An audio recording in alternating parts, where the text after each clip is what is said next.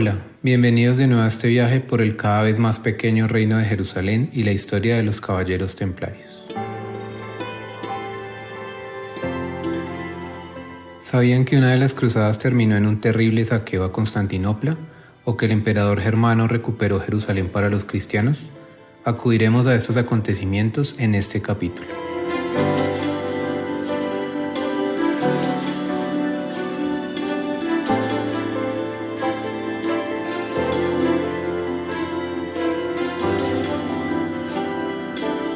Mi nombre es Arturo de Gules y sean bienvenidos a este viaje por Tierra Santa. En el capítulo pasado vimos cómo la Tercera Cruzada, o la Cruzada de los Reyes, se desmoronaba poco a poco incluso antes de llegar a Tierra Santa, y cómo solo Ricardo Corazón de León quedaba en pie de lucha. Si bien los cruzados lograron recuperar San Juan de Acre y obtener una victoria contra Saladino en Arsuf, fue una victoria poco decisiva, pues la ciudad santa siguió estando en manos musulmanas.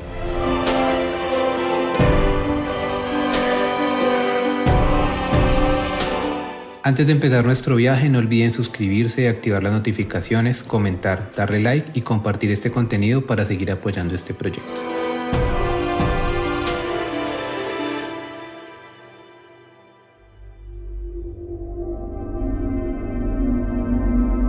Siempre decimos que la tercera es la vencida. No obstante, los cristianos europeos no lo creían así, e increíblemente a un predicador francés llamado Fulco de Neuilly logró levantar los ánimos de una nueva cuarta cruzada. Tan bueno era este Fulco que el Papa Inocencio III lo elevó como predicador oficial aprobado de la nueva campaña militar en 1198. Los nuevos contingentes se dieron cita en Venecia.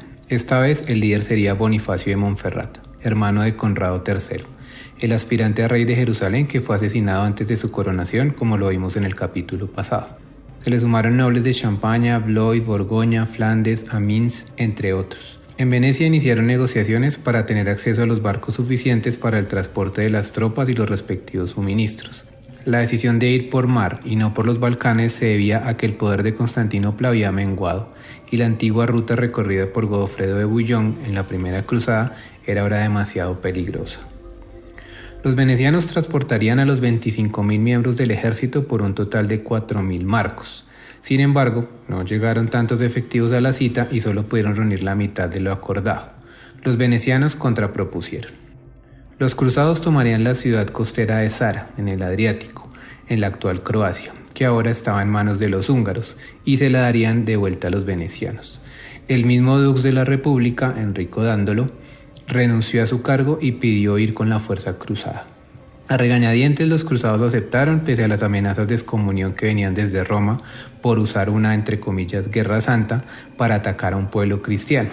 La fuerza expedicionaria partió y para el mes de noviembre de 1202 la ciudad de Zara fue tomada fácilmente por los cruzados.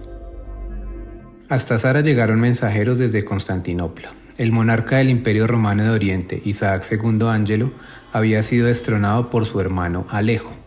El hijo de Isaac, otro Alejo, les ofrecía a los cruzados pagar su deuda con los venecianos, aportar todo el dinero necesario al Patrium de la expedición para garantizar la toma de Egipto y 10.000 soldados. Todo por el módico precio de deponer al usurpador del trono imperial. Montferrat y Dándolo aceptaron el cambio de planes. Pese a que muchos caballeros y clérigos estaban en contra de desviar una campaña militar contra cristianos, así fueran griegos, en lugar de dirigirla directamente a los musulmanes. Si bien varios se retiraron o partieron por su cuenta a Tierra Santa, la gran mayoría aceptó los planes de los líderes de la cruzada. Paréntesis. Los cristianos occidentales, fieles a Roma, sentían cierto desprecio por los cristianos orientales que seguían las doctrinas del patriarca de Constantinopla. El desprecio era mutuo. Como vimos en nuestro primer capítulo, los habitantes de Constantinopla veían a los occidentales como bárbaros, y estos a los griegos los despreciaban por pretenciosos e incluso medio paganos. Este desprecio se verá reflejado en nuestra mala costumbre de llamar al Imperio Romano de Oriente Imperio Bizantino, lo cual tiene un aire despectivo cultivado por los historiadores germanos que querían legitimar la posición de que el Sacro Imperio Romano Germánico era el verdadero sucesor de Roma. Ese paréntesis estuvo como largo. El 26 de julio de 1203 los cruzados llegaron a Constantinopla e iniciaron el asedio. Los venecianos lograron abrir una brecha en la muralla, las cuales habían sido inexpugnables durante varios siglos, y Alejo III, el usurpador, huyó. Sacaron al viejo Isaac II de la cárcel y Alejo IV, el hijo de Isaac, fue coronado el 1 de agosto de 1203. Hasta ahí todo bien. Sin embargo, cuando los cruzados pasaron su cuenta de cobro, el cheque les rebotó, y por parte de Alejo IV solo encontraron excusas. No, que qué pena con ustedes, que se me cae la cara de la vergüenza, es la primera vez que esto me pasa, debe ser un error, etc. Alejo inició una fuerte campaña de expropiación a diestra y siniestra en la ciudad, pero sin embargo esto no fue suficiente, y solo logró que la gente le tuviera aún más recelo a los cruzados que estaban en Constantinopla y no eran precisamente muy amables o educados con su población.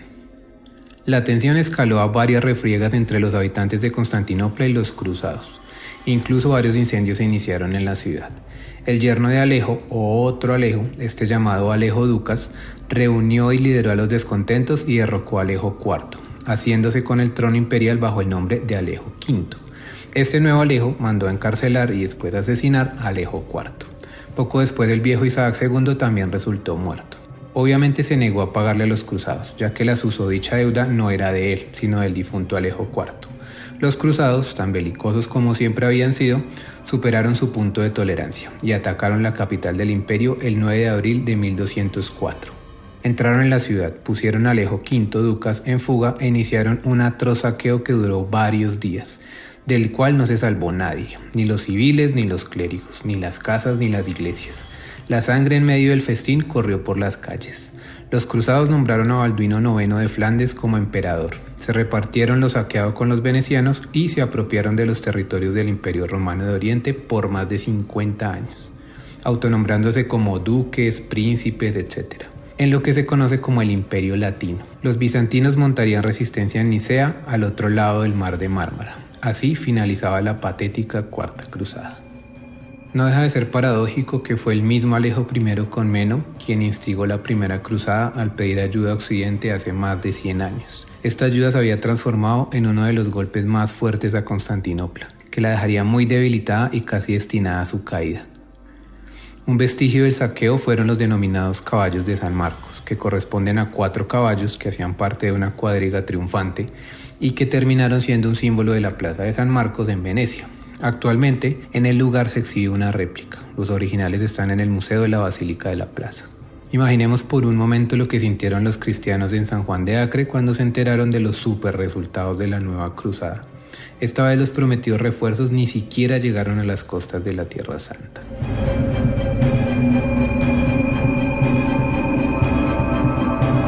Los templarios, sacudiéndose del pesimismo, iniciaron el refuerzo de sus fortalezas.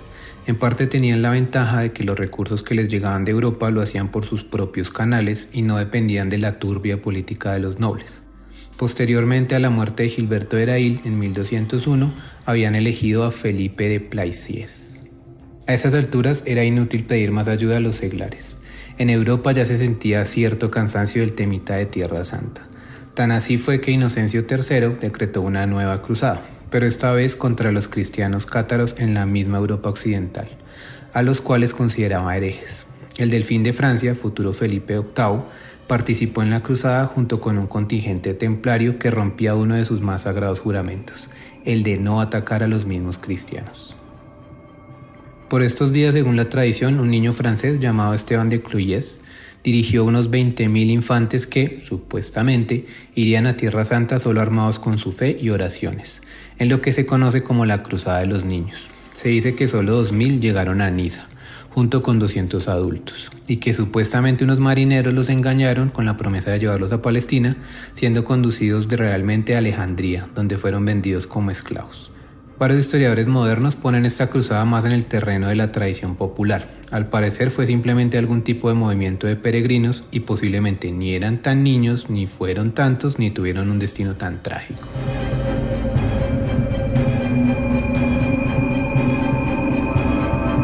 Los templarios seguían dedicados a lo suyo: incrementar los adscritos a la orden, incrementar su poder militar y, obviamente, su poder económico, bajo el liderazgo de Guillermo de Chartres, el nuevo gran maestre. Los templarios se profesionalizaron más en sus prácticas comerciales y bancarias en Europa, mientras crecía su imagen de caballeros perfectos. tanto así que el mismísimo Guillermo el Mariscal, arquetípico caballero anglo-normando, pedía tener el manto del temple antes de morir. Desde Francia llegó Juan de Brienne, quien iba con recomendación directa del rey Felipe II Augusto, para casarse con la hija del difunto Conrado III, María de Montferrat, para así acceder al trono de Jerusalén. Esto demostraba en parte que el reino latino de Jerusalén era una especie de extensión del reino francés. En 1210 Juan de Brienne se casó con María, quien contaba con tan solo 14 años. La joven reina murió en 1212, en el parto de su hija Isabel. Juan de Brienne, ahora como regente, logró una alianza con el sultán Ayubí al-Adil por un plazo de 5 años. Desde Roma, como ya se volvió una molesta y monótona costumbre, se proclamaba una nueva cruzada. Si bien quien la inició fue Inocencio III, quien la materializó fue Honorio III. Esta vez cada quien llegaría según sus propios medios. Eso de gestionar medios de transporte para los cruzados no era tan buena idea. Esta vez atendieron el llamado Andrés II, rey de Hungría, quien dejó su reino a cargo del maestre provincial templario de su país, Leopoldo VI de Austria y Hugo I de Chipre. Esperaban además la participación de Federico II Hohenstaufen, nieto de Federico Barbarroja, emperador del Sacro Imperio Romano Germánico. El rey Andrés de Hungría llegó a Tierra Santa, compró varias reliquias e inmediatamente se devolvió a Europa. Plop. Este era el nivel de seriedad con el que se tomaba la cosa. Mientras tanto, Federico II aplazaba día a día su expedición. Los cruzados que llegaron a San Juan de Acre y los cruzados nativos que se encontraban allí decidieron retomar la vieja idea de atacar Egipto, en específico Damieta. Esta idea, presente desde las épocas de Amalarico I, tenía como objetivo partir al Islam en dos, sin atacar directamente al poderoso ejército turco en Siria. El 29 de mayo de 1218, los cruzados efectivamente estaban a las puertas de Damieta, en el delta del Nilo, y la ponían bajo asedio. Según la crónica de la historia de Heraclio, los templarios, prestos a restablecer su honor en batalla, se apresuraron a tomar una torre que impedía el acceso al Nilo. Para ello usaron un velero en el que tenían la intención de romper las cadenas que cerraban el paso de los barcos, pero el velero terminó dirigiéndose a las murallas, desde donde unos 1500 sarracenos los abordaron. Los templarios, al verse perdidos, decidieron en una acción medio suicida romper el casco del barco, hundiéndose los 140 hermanos a bordo y los musulmanes que los atacaban. Paréntesis. Uno de los templarios que presenció el asedio era Wolfram von Eschenbach, quien, cuando volvió a Alemania, escribió el famoso poema épico Percival, en el cual los templarios aparecen como guardianes del Santo Grial, una de las legendarias asociaciones entre la Orden del Templo y la mítica Copa de Cristo. Otro famoso presente en el asedio fue San Francisco de Asís, quien era la antítesis de los monjes guerreros de las cruzadas, ya que el joven Francisco pretendía resolver el conflicto solo a partir del diálogo y la fe, jamás por la espada. En el sitio de Damieta murió Guillermo de Chartres en febrero de 1219. Fue reemplazado por Pedro de Montaigu. De los 23 maestres del temple, 13 murieron en combate, lo cual demostraba lo peligroso que era dicho cargo. Pedro de Montaigu, quien tenía una buena fama como soldado, presenció cómo la guarnición, casi muerta de hambre, capitulaba la ciudad a los cruzados. El júbilo se disolvió en los enfrentamientos y divisiones que se daban en medio de la discusión por cuál iba a ser el siguiente paso en la campaña. Los más belicosos eran liderados por un iracundo legado papal llamado Pelagio. Estos ganaron la disputa y los ejércitos cruzados se dirigieron Nilo arriba, adentrándose en Egipto. Para este momento el sultán había enviado varios emisarios para canjear Damieta por Jerusalén, pero la política de guerra total primó por encima de la diplomacia. Como era de esperarse, los cruzados se encontraron aislados en las aguas y ciénagas del Nilo, sin acceso a la plaza de Damieta y con los musulmanes evitando cualquier batalla a campo abierto. Creo que era como la 350ª vez que esto le pasaba a los cristianos. El gran maestre del temple nos narra el resultado del avance cruzado. Con la crecida del Nilo, el sultán hizo que pasaran galeras y galeones por un canal antiguo y las lanzó por el río para obstruir nuestra navegación y cortar nuestras comunicaciones con Damieta. Nuestro ejército trató de romper el cerco por los caminos y por el río, pero perdió en la corriente todos sus víveres y una gran cantidad de hombres. Ya no nos fue posible avanzar ni retirarnos, ni huir en dirección alguna. Privados de víveres, estábamos atrapados en las aguas como un pez en la red. El ejército cruzado tuvo que negociar, entregar Damieta y volver, claramente derrotados, a Acre. Hasta aquí la Quinta Cruzada.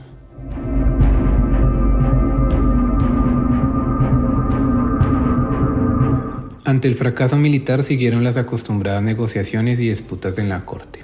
Isabel, la hija de la difunta María de Montferrat, contaba con 14 años, por lo cual, como era costumbre, se inició la búsqueda de un esposo que accediera al trono de Jerusalén gracias a esta unión. De Brienne, pasándose por la faja al rey de Francia, le ofreció la mano de su hija a Federico II Hohenstaufen, que aún no llegaba a Tierra Santa. Este aceptó. La niña fue llevada a Europa, donde se casó en 1225. Igual que su madre, murió poco después de dar a luz, con lo cual Federico, solo moviendo su correspondencia, se hacía con el título de regente de Jerusalén. Además de esto, Federico quería hacer con la pluma lo que no quería hacer con la espada.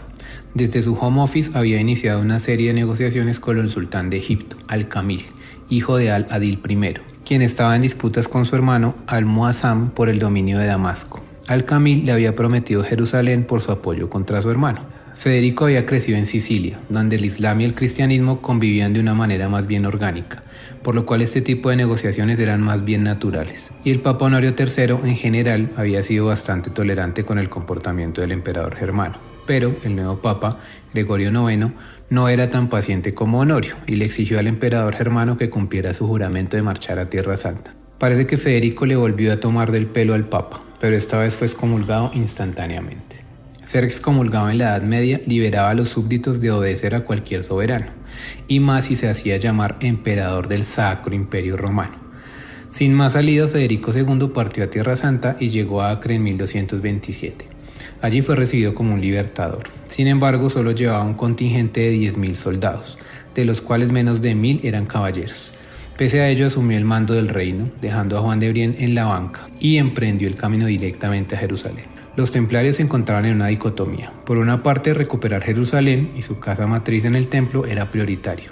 Sin embargo, no podían seguir a un líder que había sido excomulgado. El gran maestre Pedro de Montagu decidió salomónicamente marchar para auxiliar a los cristianos, pero en la retaguardia. Los hospitalarios imitaron esta solución. No obstante, Federico II era, como decimos en Colombia, un tramador, y le dijo a los grandes maestres que no era él quien lideraba los ejércitos cristianos, sino Cristo, por lo cual los invitó a marchar a su lado. Al parecer, los maestres aceptaron.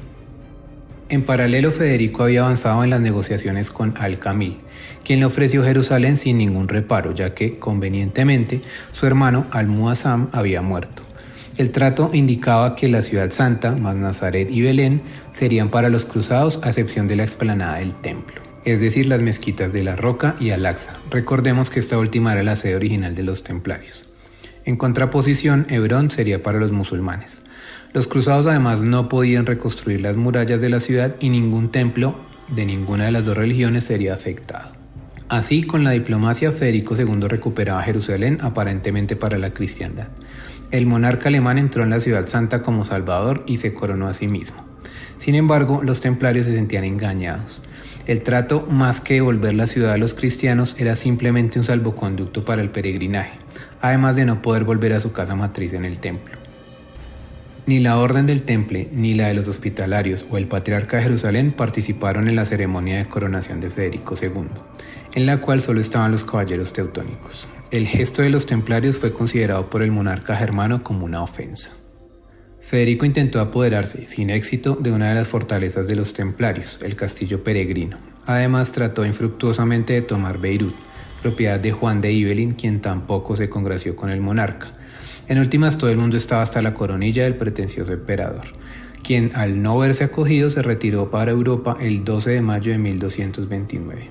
Dicen que por el camino al puerto de Acre, los carniceros de la ciudad le arrojaban vísceras y despojos al monarca.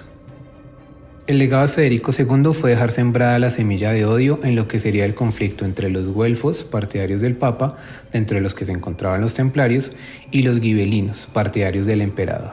Además, en venganza, inició una campaña para sembrar injurias y calumnias sobre lo que supuestamente había visto de los templarios en Tierra Santa. Calumnias que varias décadas después escalarían y minarían el prestigio de la Orden del Temple.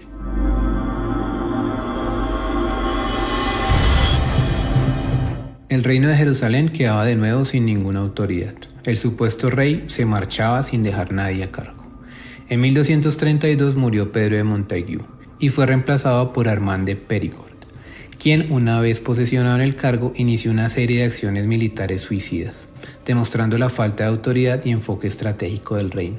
Primero contra la fortaleza de Artsakh, donde murieron varios caballeros templarios y otros fueron prisioneros.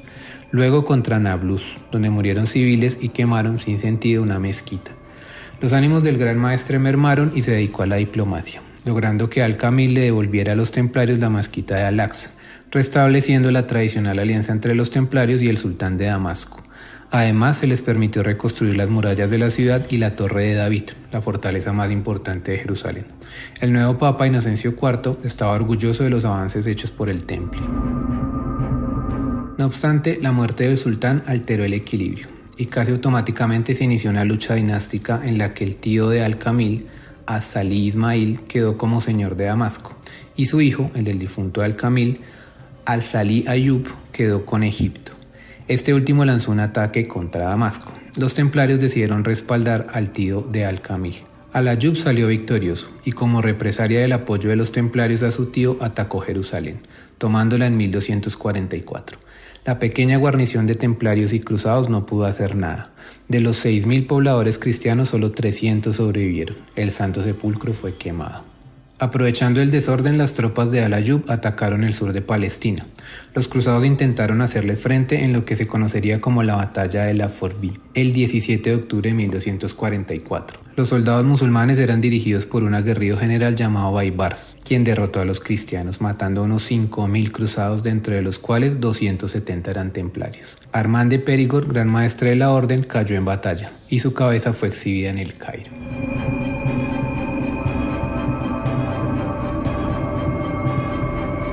Así, una vez más, los refuerzos de la cristiandad terminaban en nada. El efímero retorno de Jerusalén a los cruzados, gracias a la diplomacia, fue solo un suspiro. El reino latino seguía quedando reducido a San Juan de Acre, con la ciudad santa cada vez más lejos de su alcance. Solo los templarios mantenían su compromiso con Tierra Santa. Sin embargo, su poder militar, pese a su poder económico, no era suficiente. Desde Europa un nuevo héroe se alistaba para emprender el peregrinaje armado por los lugares santos. De nuevo sería el rey de Francia que tomaría la cruz, un rey que después sería venerado como un santo. ¿Cómo sería la relación de este rey con los templarios? ¿Qué tan exitosas serían estas nuevas campañas militares? Es lo que veremos en nuestro próximo viaje.